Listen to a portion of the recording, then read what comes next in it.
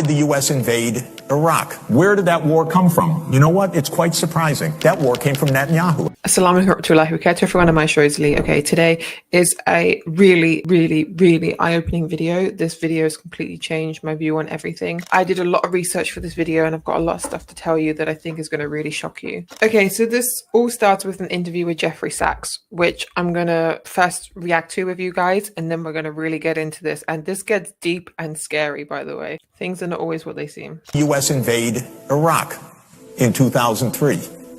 Well, first of all, it was completely phony pretenses. It wasn't, oh, we were so wrong, they didn't have weapons of mass destruction. They actually did focus groups in the fall of 2002 to find out what would sell that war to the American people.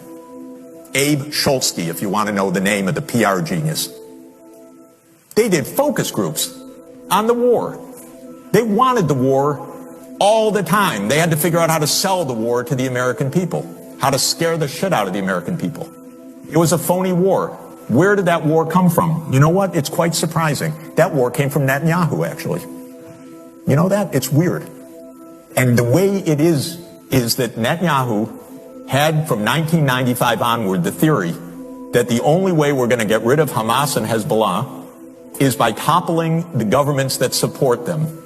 That's Iraq, Syria, and Iran. And the guy's nothing if not obsessive. And he's still trying to get us to fight Iran this day, this week. He's a deep, dark son of a bitch, sorry to tell you. Because he's gotten us into endless wars, and because of the power of all of this in the U.S. politics, he's gotten his way. But that war was totally phony. So what is this democracy versus dictatorship? Come on. These are not even sensible terms. Subhanallah. Okay. It's a short clip, but I got a lot I want to say about this. Before I get into the information, I just really want to acknowledge the amount of people that have suffered because of these wars, because of the powers like US and UK, the sort of Western powers that have caused the countless suffering in the Middle East. And I want to send a message to my non-Muslim self, and that's anyone who's also watching this who might not have known this stuff. Muslims are not the problem, and they never have been. And it's so heartbreaking to see the messaging that happens around Muslim people here in the UK because of these wars and the media and everything, and just turning in entire countries against a people whose hearts are just people that want to pray, give to charity, look after their families. That's it. Like, these innocent people, especially in Iraq, in Syria, in Gaza, in so many places that are affected by this narrative. And yes, I agree, Netanyahu is a very evil person. And you'll know that I'm not that kind of person on this channel to say bad things about people. I never say bad things about people. It actually hurts me to do so, but I definitely agree Netanyahu he's some kind of evil that I don't even have words for. So yeah, I just really wanted to acknowledge that suffering first. But I also want to say the focus groups that happen with the American people. When you start learning about this, you'll see what they did. What you would do if you were trying to market a product, that's what they did in order to market the war to the American people. To market killing thousands of innocent people, they found out what they had to do to market that. They were very successful in that as well. Over 70% of Americans, when America went to war, agreed in the war, saying that Saddam Hussein was linked to 9/11 attacks, despite zero evidence, zero proof. And by the end of the war, that was down to around 50%. But they marketed it so well that they convinced a majority of a country using fear tactics. Because the 9/11 attacks, they used that fear as a motivator. They realized that Americans were more concerned of another attack happening in America than going and killing thousands of people. And the administration constantly repeated and emphasized the claim that Iraq had weapons of mass destruction. I take the threat very seriously. I take the fact that he develops weapons of mass destruction very seriously. And how often do we see this? We see this with Iran constantly.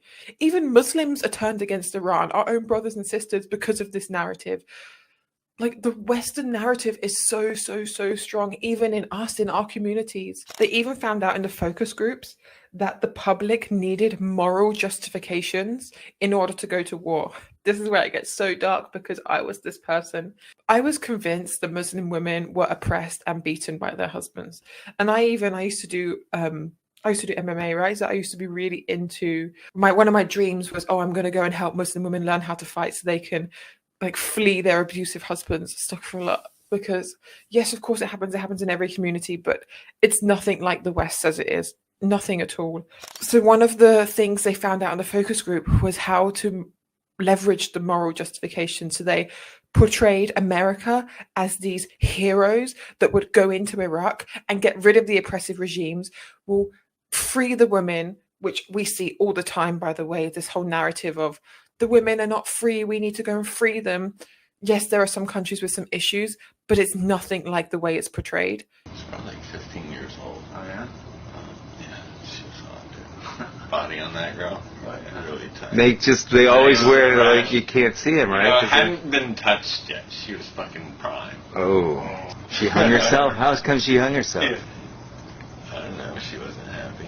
And how Saddam Hussein was this horrible, horrible dictator. They needed to get rid of him. Now, I'm not going to comment on my beliefs on that because I genuinely don't know.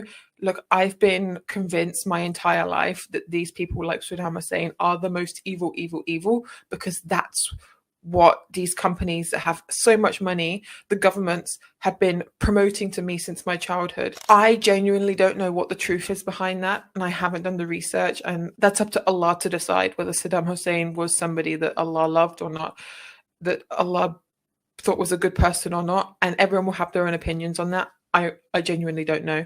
But I do know that America and UK and these countries pushed that message that he was an evil, evil person, that he tortured everyone. He was the reason behind 9/11. He had links to Al-Qaeda. He was destroying everybody.